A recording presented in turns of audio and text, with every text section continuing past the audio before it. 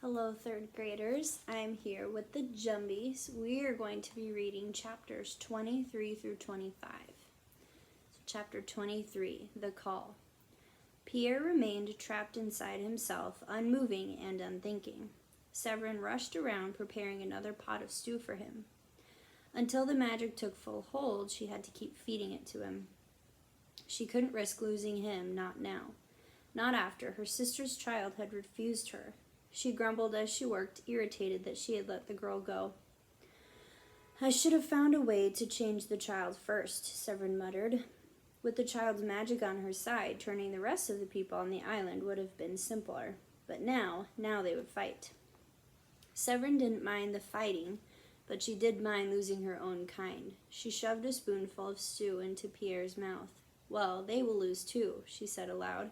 "At least I have you." Severin dabbed a dribble of stew from Pierre's lips. She looked at him tenderly. In spite of everything that had gone wrong, she would still get a family. Corinne would eventually follow her father. Severin had noticed they could not be without each other for long. In 2 more nights, the magic would have permanent hold on Pierre, and he and Severin would be sealed together. He would bring his daughter to their side. Eventually, Severin would release Pierre from the magic. He might come to love her as he had loved her sister. But before any of that happened, she had to take care of the people of the island. Only 2 nights to wait, but in the silent house, restlessness settled on Severin. She wanted the people turned faster. Why wait 2 more nights to begin, she wondered. I have an army willing to do as I say, and if Corinne sees what we Jumbies can do, if she doesn't cooperate, maybe she will join us on her own. She went to the window and sang in a voice only understood by Jumbies. "Drowned in water, scorched in sun, tonight your time is finally done. Silent children come and fight, the people's end begins tonight." She fed Pierre another spoonful and patted his lips dry. "There now," she said, "that wasn't so bad, was it? And now I should take care of your wife." She picked up Nicole's necklace by the string, careful not to touch the stone. It felt heavy under her fingers, not because of the stone itself, but because she understood its magic. She felt its power as soon as it touched her skin. It was forming magic, an ancient power that was created at the same time that the very earth was made. It was bigger and more powerful than she herself, more powerful than anything she had ever known. She wondered how her sister had come by it, how she had handled it, and if it was the thing that had allowed her to live among people for as long as she had. Severin was tempted to try to use the magic herself, but she knew that this magic was dangerous, even for her. How, then, could her sister have given it to a child who wore it so casually around her neck? She cringed at the thought that the boys who tied it around Enigauti's tail and set it free in the forest. "The poor little creature," Severin said to herself as she went out of the house and into the shadowy trees. It was probably so afraid when it felt this magic tied to its body.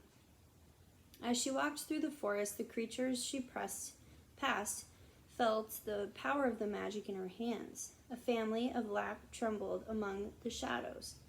The large rodent's white spot blended with the few spots of sunlight that came through the mahogany forest, and their whiskers trembled like the grass of Severin's feet. Even the hummingbirds ceased to dart around the orchids that twined around tree trunks. Everything lay still. In the thickest part of the mahogany forest, where no human could ever walk, Severin returned to her Jumbie self. In the open air, her body looked less like the beautiful woman who appeared at the market and more like a tangle of woods and vine crawling with insect. But her form flickered and faded like a candle as she passed through solid rock and closely knotted trees. She muttered to herself as she went, "If I had it all this time, I would have found the right way to use it. The island could already be mine." Severin knew that her sister would have known she would use this magic this way. It was no wonder she had given the necklace to Corinne. "How long had you been lying, sister?" Severin asked. "You fooled us all." Severin reached the highest point on the island. The cliff overlooked the same bay where Pierre fished. She chose a rock that jutted out over the water and secured the necklace there, far from the child. Now it would be safe until Severin understood how to unlock its full magic. It was a delicate thing, and once used, it could never be used again.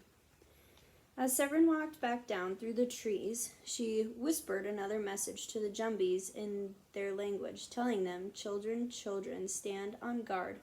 No one enters through our yard. Sharpen claws and sticks and stones. Tonight we shall retake our home." Jumbies emerged from the trees to listen to her plan. The forest came alive with sounds of slithering, cracking, scratching, and shuffling as each of them got ready. Although the sun was slipping towards the sea, soon the battle would begin. Chapter 24, the Lagahoo. From its perch on the rock, Nicole's necklace dangled in the sea breeze and shimmered in the sun. Its gleam shone over the shore where it made the fishermen squint as they drew in their nets for the day. Farther up the coast, where Corinne and her friends sat, the light traced a path in the sand up to their feet. Malik spotted the necklace first. He pointed. Corinne saw it next and immediately knew what it was. It seemed to pull at her, to call her to it. Corinne had not wanted to get too far from her house, and none of the others were willing to leave her. She sat in the sand all day feeling helpless, but now her hands flew up to her chest, where her mama's necklace had been for as long as she could remember. She remembered the day that her mama had untied the string from her own neck and put it around hers. The string was so long the stone fell to her stomach. She remembered that her mama had told her to guard it, that it would protect her, but in her memory it wasn't her mama's voice that she had heard saying it. It was her father's voice, telling her the story. Corinne hated that she couldn't remember how her mama had said her very last words. "I have to get that necklace back," Corinne said to Drew and the boys. Malik shook his head. Bauki looked up. "How? No one can get up there." The knot inside Corinne pulled tight. She leaned over with her hands on her knees. "It's the only way," she said to them. "You don't have to help me. This is my problem. We are all in this together now, aren't we, brother?" Bauki said. Malik patted Corinne's shoulder. She tried to summon up a smile to show all of them that she was fine, that she was strong, but she didn't feel that way. She felt angry and alone, even though her friends were there with her. But they weren't her family. She didn't want to stay where she could see the necklace. She started on the road towards town. Drew and the boys followed. Behind them, the sun slid beneath the ocean and threw the whole island in darkness. "You should get home, Drew. Your mother will be worried," Corinne said. "I'll go back to the cave with a huge creature with a face like a dog and a body nearly as tall as the trees stood in the road, panting heavily. A line of saliva dripped from its sharp white teeth. The chains around its neck clinked softly every time it took a breath. Corinne stood, frozen with fear. Lagahoo. All four of them stood rooted to the dirt road as the Lagahoo panted at them. Big slops of saliva plopped on the ground from its deep red mouth. Its teeth were the size of kitchen knives, and they gleamed in the light of the rising moon. All at once the creature crouched down, about to pounce. Bauki was the fastest to act. He bent down and sprinted away from the creature and towards the red hills. Malik followed his brother. Drew screamed again, but ran away from the forest, down the road that led her to her village. Only Corinne remained, staring at the Lagahoo down, not out of bravery, but because she didn't know where to run. The Lagahoo growled and jumped into the air. Corinne ducked and ran towards it. The Lagahoo soared over her head and landed where Corinne had been, cracking the ground beneath it. The creature snarled with anger and whipped around. Corinne ran. The Lagahoo lurched forward and came towards Corinne at a full gallop, dragging its chains behind. Corinne's muscles screamed from the effort of running, and she wasn't sure how much longer she could go on. In seconds she could feel the Lagahoo's hot breath against her neck, and then she heard the clank of chains and a strange whimper, then nothing. Corinne stopped and turned. The creature stood still. It breathed its hot, foul breath into her face, but something in its eyes spelled distress. It moved back and tried to surge forward again, but its chains had become tangled in the branches of a tamarind tree. The logahoo tried to struggle forward, and the long brown tamarind fruits knocked together, sounding like an audience applauding its capture. Warm relief surged from Corinne's head down to her toes, but if this Jumbie was out, then there were others. Severin's battle had started. Corinne needed to help her friends. She backed away from the angry logahoo and ran off towards the village. Chapter 25, Balki and Malik. The brothers ran until their legs burned with effort. When they were far enough away, they stopped beneath a pink powie tree and tried to catch their breath. Their rest did not last long. The sounds of shouting and crying had erupted all over the island. From every corner, the boys heard the clank of metal and thuds of hand-to-hand blows. The fighting seemed dangerously close to their little clearing. "We have to make it to the cave, brother," Balki said. Malik grabbed his hand and pulled him to the other direction, towards the fighting. No, we have to go the other way. You don't want to get us killed, do you?" "Who will kill you?" a woman's voice asked. Balki felt a chill all the way to his bones. He looked around, expecting to see Severin, but instead there was another woman standing there. She had milky brown skin and sea-green eyes, and was, amazingly, nearly as beautiful as Severin herself. She wore a long white gown, elbow-length white gloves, and a broad-brimmed white hat, all of which seemed to glow in the moonlight. Balki felt drawn to her. He took a couple of shaky steps in her direction. "Where did you come from?" The woman pointed out of the clearing to the tops of the mahogany forest. "From there." "So you're a Jumbie?" Balki asked with a trembling voice. He took another step towards her. "We're not all so bad," the Jumbie said. She reached her arms out to Balki to draw him closer. "How old are you, little one?" she asked. 12. "But I'm a big 12, Balki added when he saw one side of the Jumbie's mouth curl up into a mocking smile. "So I guess you are old enough then," she said. With her arms out, she kept drawing him nearer. "For what?" Balki asked. He turned his head to look for his brother, but Malik was nowhere to be seen. "Oh, don't worry about him," the Jumbie coaxed. "He ran off. He was too scared of me, but I know you are not. You are a big boy of 12, and nothing frightens you." The wind picked up then and shook the last remnants of the smell of the powie flowers down from the branches. But it stirred up something else, something that smelled sharp and rotting. Balki's nose wrinkled. "What is that?" he asked aloud. "What, dear?" the Jumbie asked gently, through her sea-green eyes had become hard like glass. "You don't smell that?" Balki asked. As he did, the wind picked up, and the ends of the Jumbie's long gown had blew them back. There was one sleek brown leg and one hairy cow's foot. The Jumbie tried to rearrange her clothes quickly, but it was too late. Balki already began to back away. The Jumbie's face contorted into an angry grimace, and she grabbed up her skirt and moved towards him. She only made it a few awkward steps when she fell to the ground, stunned. Balki gasped as he watched the Jumbie writhe in the dirt. Her legs were tied together with rope. Then Malik jumped out of the powie tree, holding the other end of the rope. Before the Jumbie could untie herself, Malik bound the Jumbie's arms to her side. "You will leave me here like this?" the Jumbie screamed. Malik nodded. "I will get you, I promise I will," the Jumbie shouted. Malik pointed at the rope and shook his head. Then he grabbed his brother's hand and pulled him out of the clearing. They left the Jumbie screaming insults. Malik led Balki towards the sound of the fighting. "Where are you going, brother?" Balki asked. "You don't want to run into more like that La Diablesse, do you?"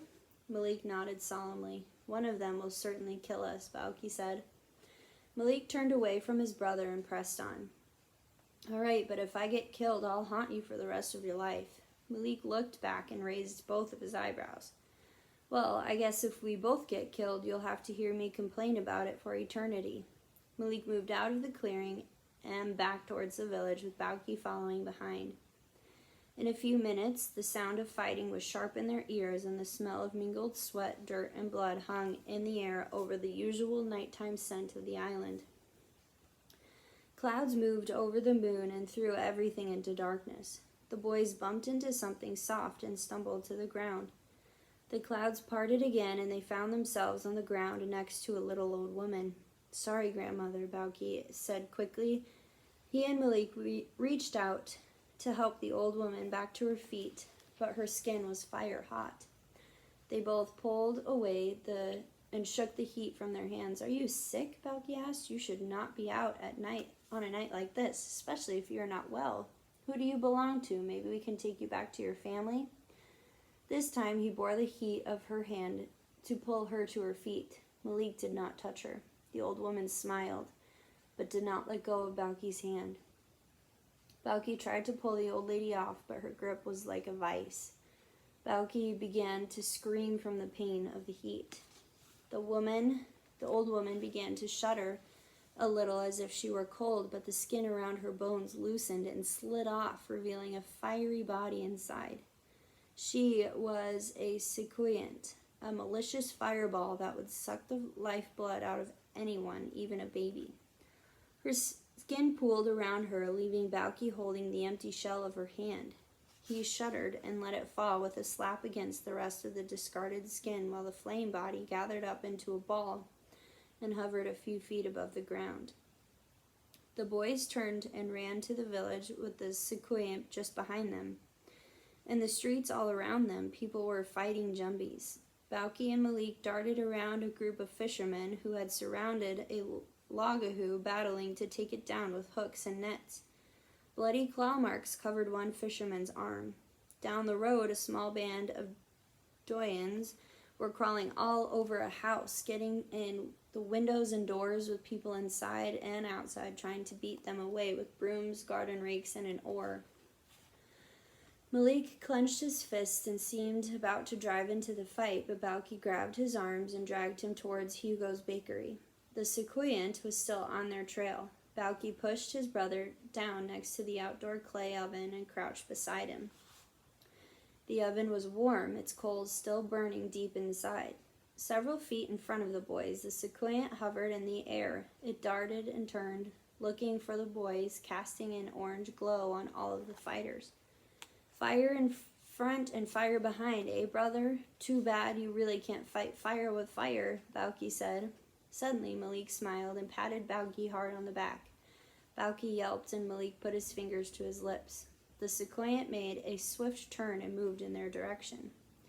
Next to the clay oven, there was a metal bucket. Malik picked up Hugo's tongs and reached deep inside the oven for some of the hot coals.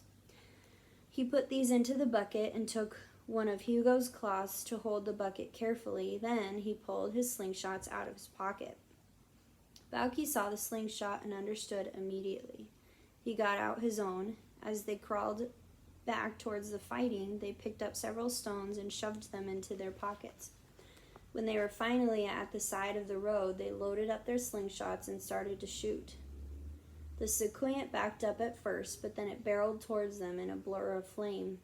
Just as it was about to engulf the boys, an oar smacked to the ground. A hefty fisherman stood over the sequoiant as if in a daze. The light from the sequoiant's flames shone in his face, and the boys recognized him as Victor, the same man who had tried to get Corinne out of her father's boat. The sequoiant began to rise from the ground, and Victor lifted his oar to hit it again. A small logahoo crept up behind Victor and hit him hard on the back. The wood from Victor's oar only caught the outer edges of the flame and passed through. Balki pointed at the sequoiant. "Aim for the center of the fireball. Only the outside is flame. Malik tucked his hair behind his ears and nodded. The man turned his attention to the logahoo. He swung, and his oar broke against the logahoo's arm, leaving a sharp, pointed end. He jabbed the point at the logahoo while Balki pummeled the sequoiant with rocks from his slingshot. Malik scrambled closer to the fisherman and the logahoo. With the cloth wrapped around his hand, he loaded the hot coal into his slingshot, aimed, and fired at the logahoo's body. The logahoo spun around, roaring from pain. Its fur began to smoke. Balki raised his brow and smirked. 2 in 1, he yelled at Victor. He gestured for him to use his oar like a bat on the sequoiant. "Send it there," he yelled, and pointed towards the smoking logahoo. Victor smiled and nodded and got the broken oar ready to swing like a cricket bat. The sequoiant lunged towards them both. Victor swung and connected. The ball of fire sailed, hissing through the air. It struck the logahoo's fur. The monster roared and screamed in an explosion of flames. Victor and Bauki cheered at both the logahoo and the sequoiant fell in the fiery heap. When the fire died out, a smoldering pile of ash was all that was left of the two Jumbies. The brothers leaned against each other, panting. "This is not the last of them," Victor said sternly. "Go home and leave the fighting to the grown-ups." The boys stood up straight and armed their slingshots again. Bauki set his jaw and gave Victor a look that showed he and his brother weren't going anywhere. "All right then, men, let's go," Victor yelled and charged with his plank down the road, where they quickly found another fight with yet another logahoo. With a fierce yell, Victor raced in to help the men and women with rakes and garden hose who were fighting the beast.